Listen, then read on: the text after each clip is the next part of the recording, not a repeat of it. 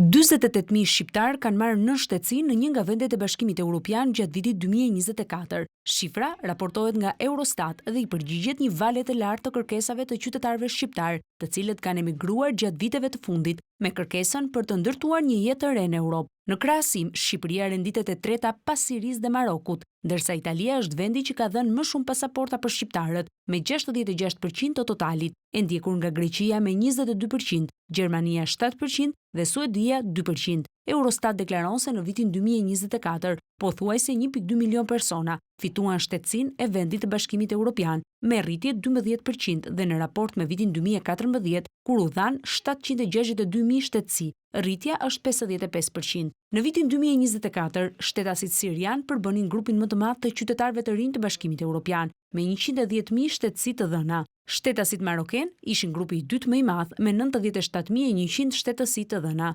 ndjekur nga shqiptarët me 48.000.